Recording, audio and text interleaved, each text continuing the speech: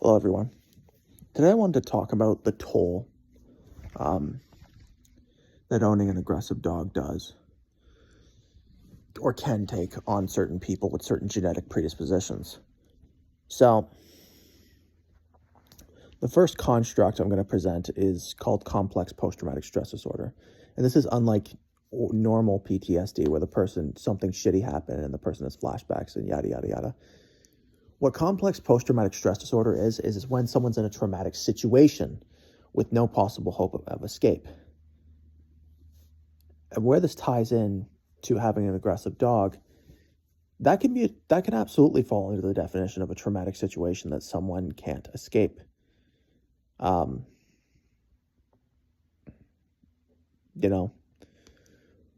Owning an aggressive dog, and when I say aggressive, I don't mean reactive, where the dog goes at the end of a 6-foot tether and acts like a fucking idiot. Because the vast majority of the time, those dogs are just doing that. They're acting like fucking idiots, they're just being dumb. And if it really came down to it, the dog wouldn't really do anything to another dog, to another person. No. When I mean aggressive, I mean a dog that'll actually put a person or another animal in the hospital. Okay? That's what I mean by aggression. Okay?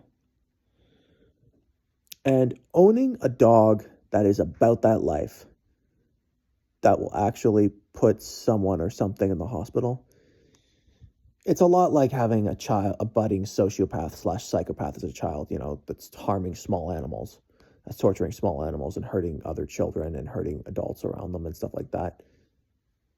That's what it's like. And when there's no hope, when there's no foreseeable hope in the future the near distant future of the behavior improving in a reasonable way that makes the dog easier to live with, people can get pretty fucking depressed. So, if you're a dog trainer watching this, beware that certain people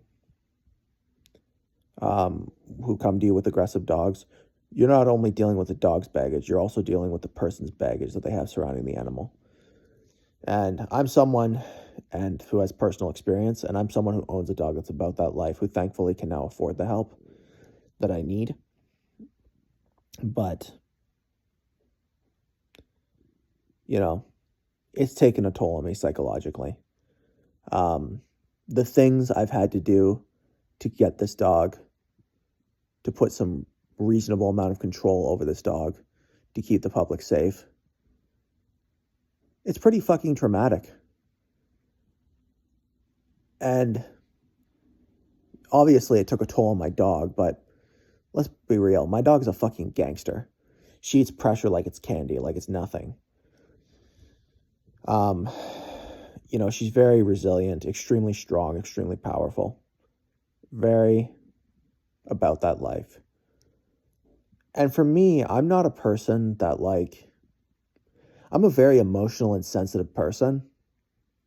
And I think that alone means that I am the wrong person for this dog, because in order to give this dog what she needs, you have to go to a pretty damn dark place. And I don't know if I'm fully prepared to go to that place. It's just an awful, having to give the level of correction that my dog needs, or the level of punishment event that my dog needs. It's not pretty. You wouldn't want to see it, to quote a trainer that I respect deeply.